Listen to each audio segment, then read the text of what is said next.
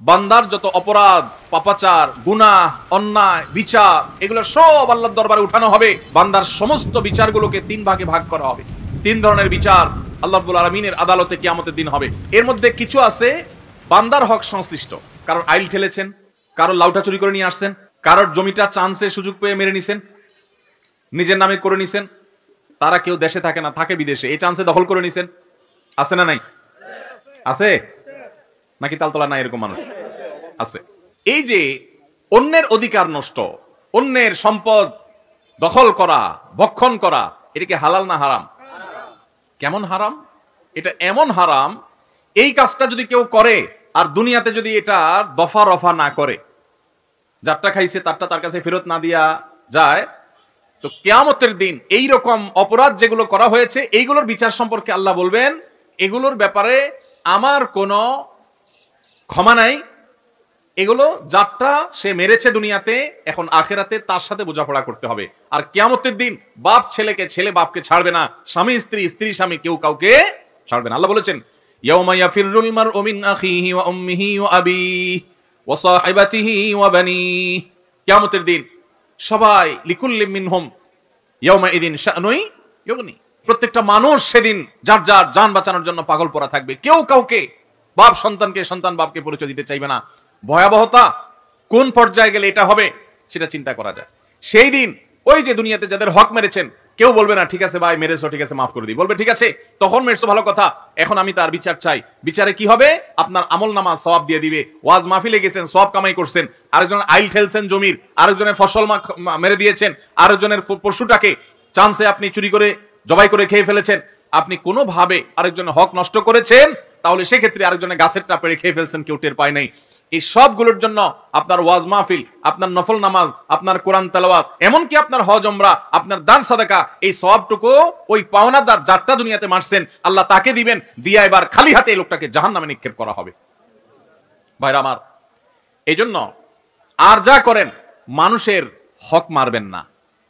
নামাজ বেশি পড়তে পারেন না, শুধু 5 ওয়াক্ত ফরজ পড়েন, সুন্নতে মুআক্কাদা ওয়াজিব পড়েন, আলহামদুলিল্লাহ যথেষ্ট।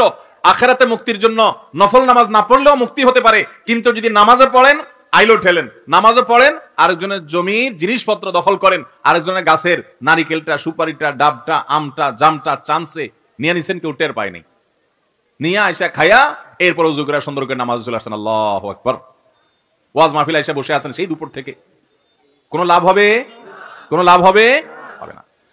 মুসনাদ আহমদের এই হাদিস থেকে আমরা জানতে পারলাম, নবী সাল্লাল্লাহু আলাইহি ওয়াসাল্লাম বলেছেন, কিয়ামতের দিন বান্দার হক নষ্ট করে যারা আসবে এদের কোনো ক্ষমা নাই, কোনো ক্ষমা হবে না। তাহলে 3 ধরনের বিচার হবে। একটা হলো বান্দার হক, এটার কোনো ক্ষমা নেই। আর আরেকটা হলো আল্লাহর হক। আল্লাহর হক কোনটা? নামাজটা পড়ছেন, একটু ভেজাল ছিল, রোজাটা রাখছেন, ভালো করে রাখতে পারেন নাই, কোরআন তেলাওয়াত করছেন, একটু ভুলভাল হয়ে গেছে, এগুলো আল্লাহ চাইলে মাফ করতে পারেন, আর না চাইলে শাস্তি হতে পারে। এটা আল্লাহ তাআলা নিজের হাতে রাখছেন। আর 3 নম্বর মামলা হলো তাওহীদে যদি ভেজাল থাকে, সেই মামলা। কেউ যদি শিরিক করে যায়, তাহলে এইটার ব্যাপারেও এই হাদিসে নবী সাল্লাল্লাহু আলাইহি ওয়াসাল্লাম বলেছেন যে কিয়ামতের ময়দানে আল্লাহ রাব্বুল আলামিন এই মামলা সম্পর্কে বলবেন, বিনা হিসাবে, বিনা শুনানিতে সরাসরি জাহান্নাম। যদি কেউ শিরিক করে, তাওহীদ এর উল্টাটা হলো শিরিক। তাওহীদের উল্টাটা কি ভাই? শিরিক। আল্লাহ তাআলা সব সহ্য করলেও আল্লাহর সঙ্গে শিরিক করাটাকে আল্লাহ সহ্য করেন।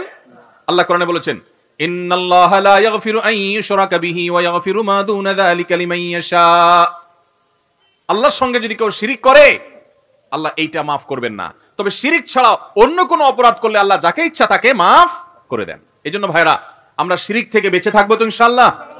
কখনো কোনো অবস্থাতেই আমরা শিরিক করব না, তাওহীদ ঠিক রাখবো। নবী করিম সাল্লাল্লাহু আলাইহি ওয়াসাল্লামকে আল্লাহ তাআলা বলেছেন, হে রাসূল, ওয়ালাকাদ উহিয়া ইলাইকা ওয়া ইলাল লাযিনা মিন ক্বাবলিক, হে রাসূল, আপনার এবং আপনার আগে সমস্ত নবী রাসূলদের কাছে কমন ওহী পাঠানো হয়েছে, লা ইন আশরাকতা লা ইয়াহবাতান্না আমালুক ওয়া লা তাকুনান্না মিনাল খাসিরিন।